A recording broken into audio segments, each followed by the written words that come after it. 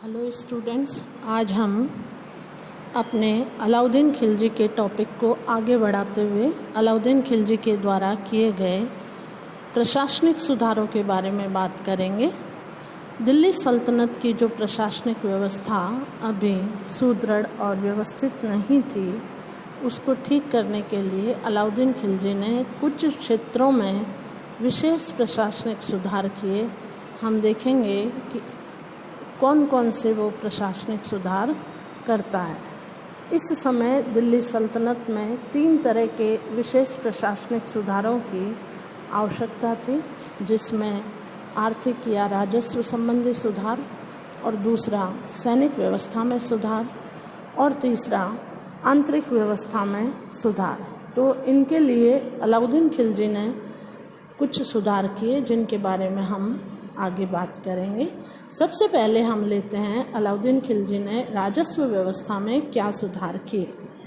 हम देखते हैं कि अलाउद्दीन खिलजी के पूर्ववर्ती तुर्की सुल्तानों ने हिंदू काल से चली आ रही पुरातन व्यवस्था, जो उसमें जो राजस्व व्यवस्था थी, उसी को पुरानी व्यवस्था को ही जारी रखा और राजस्व व्यवस्था का नए सिरे से गठन करने का कोई प्रयत्न नहीं किया। अलाउद्दीन खिलजी पहला मुसलमान सुल्तान था जिसने राजस्व व्यवस्था की और वैज्ञानिक प्रणाली पर इसे पुनर्गठित करने का प्रयास किया और प्रचलित राजस्व व्यवस्था में अनेक सुधार किए। किंतु अलाउद्दीन ने राजस्व व्यवस्था में जो सुधार किए, उनके पीछे उसका मुख्य उद्देश्य राज्य की आय में अधिक से अधिक वृद्धि करना था और किसानों के हितों का इनमें कोई ध्यान नहीं रखा गया था, बल्कि किसानों पर तो आर्थिक भार बहुत अधिक बढ़ा दिया गया था। और यही अलाउद्दीन के द्वारा की गई राजस्व व्यवस्था का सबसे बड़ा दोष था, क्योंकि इसका प्रशासन सेना पर आधारित था, राज्य सेना पर आधारित था और इसकी विजयें सेना पर आधारित थी। तो इसने सारे जो सुधार इसने किए वो सेना को मद्देनज़र रखते हुए किए थे। तो सबसे पहले राजस्व व्यवस्था में उसने भूमि अनुदानों को समाप्त कर दिया और ये अलाउद्दीन का सबसे पहला सुधार था। लेकिन उसके पूर्ववर्ती सुल्तानों के समय में अमीरों, विद्वानों और धार्मिक व्यक्तियों को मिल्क, इनाम और वक्फ धार्मिक अनुदान के रूप में दिए गए थे। सुल्तान के आदेश से ये सभी प्रकार के भूमि अनुदान वापस ले लिए गए और उनको खालसा भूमि मतलब सरकारी भूमि में मिला लिया गया।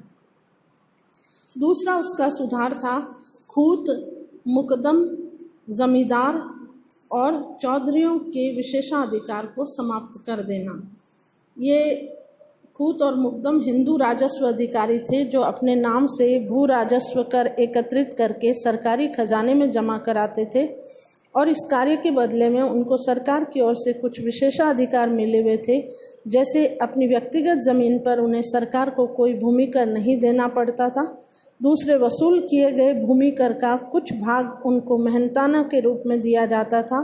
और तीसरा, भूमि कर के अतिरिक्त भी और धन वे किसानों से वसूल कर लेते थे और उसको सरकार में जमा न करवाकर स्वयं अपने पास रख लेते थे।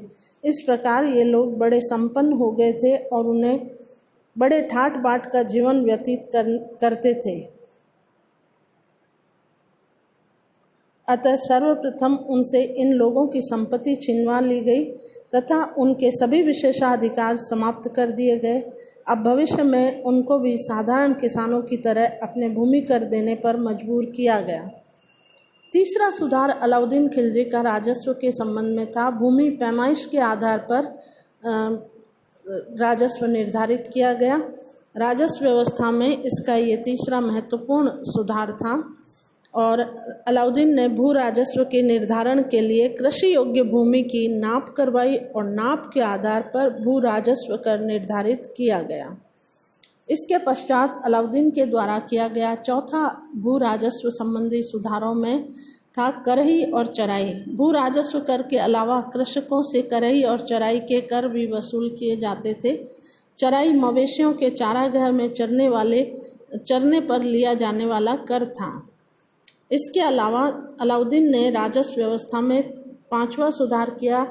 दीवान ए मुस्तकराज नामक एक नया विभाग स्थापित किया और इस विभाग को राजस्व एकत्रित करने वाले अधिकारियों के नाम बकाया राशि की जांच करने और उसे वसूल करने का काम सौंपा गया।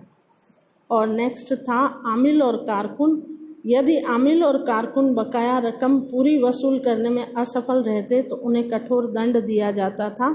ये राजस्व व्यवस्था के मुख्य अधिकारी होते थे। इस प्रकार अलाउद्दीन खिलजी ने राजस्व के संबंध में बहुत सारे सुधार किए। आगे हम सैनिक सुधारों की बात करेंगे।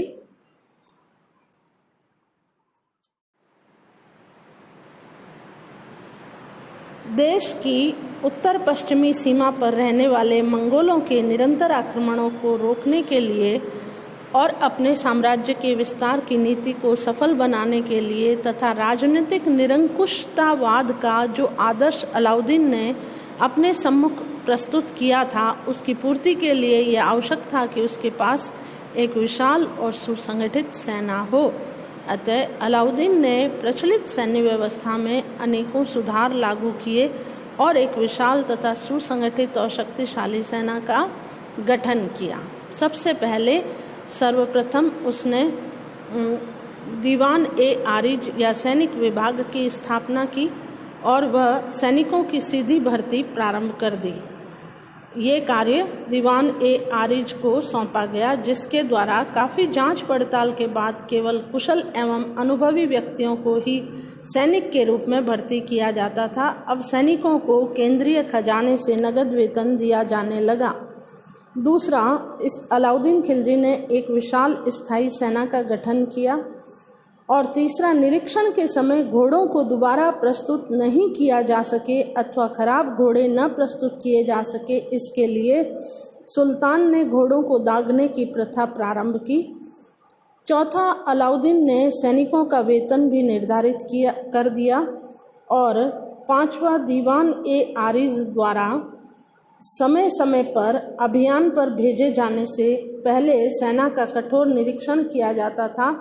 निरीक्षण में सैनिकों के हथियार और घोड़ों की भी जांच की जाती थी और सेना का निरीक्षण कितनी बारीकी से किया जाता था, इस बात की जानकारी हमें अमीर खुसरो से होती है।